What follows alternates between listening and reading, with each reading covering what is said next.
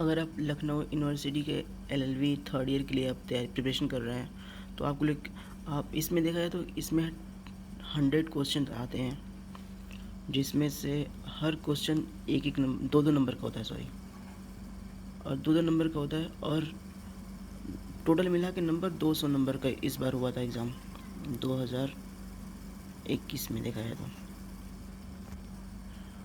अगर आप 150 प्लस लाते हैं तो आपका चांस 100% चांस है कि आपका हो सकता है, ठीक है। और लगभग इतना ही, इससे ऊपर लाते हैं तो हो जाएगा चांस है, या 140 भी लाएंगे तब भी हो जाएगा आपका, ठीक है। इसमें क्या है, इसके लिए प्रिपरेशन करते हैं तो इसमें क्या क्या पढ़ना पड़ेगा आपको। पहला करंट अफेयर या करंट न्यूज़ पढ़ना पड़ेगा आपको, जिसमें आपको स्पोर्ट के बारे में, जैसे क्रिकेट के बारे में, चाहे अदर स्पोर्ट्स हैं उसके बारे में पढ़ना पड़ेगा। फिर गवर्नमेंट के स्कीम्स हैं, प्रोग्राम चलाती है गवर्नमेंट रिसेंटली या उससे पहले चलाई हो, उसके बारे में पढ़ लीजिएगा आप।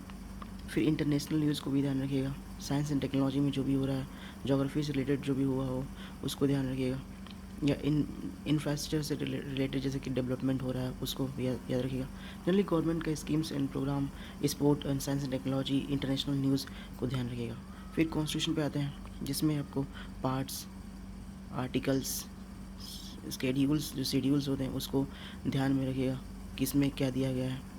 जनरली पूछ देता है आर्टिकल, इस आर्टिकल में क्या है, या आर्टिकल का पूरा दे देता है कौन सा आर्टिकल है पूछ देता है, शेड्यूल भी पूछ देता है इसी तरह। प्लस इंटरनेशनल इंटरनल इमरजेंसी हो गया, जो भी और जो कॉन्स्टिट्यूशन में टॉपिक्स हैं, मेन टॉपिक उसको, या गवर्नमेंट से रिलेटेड, या पार्ट 5 हो गया जो गवर्नमेंट के रिलेटेड हो गया, जिसमें प्रेसिडेंट आते हैं, जो भी आता है, प्रेसिडेंट आते हैं, यूनियन गवर्नमेंट आता है, उनके रिलेटेड पढ़ लीजिएगा थोड़ा। और साथ ही साथ प्रेसिडेंट के बारे में पढ़ लीजिएगा, चीफ जस्टिस या जुडिशरी के बारे में पढ़ लीजिएगा। इस सब में लीगल एप्टीट्यूड में आप मैक्सिम पढ़ लीजिएगा, आईपीसी का, फैमिली लॉ का, कॉन्ट्रैक्ट का, इन सब का। जनरली आईपीसी का पूछता है।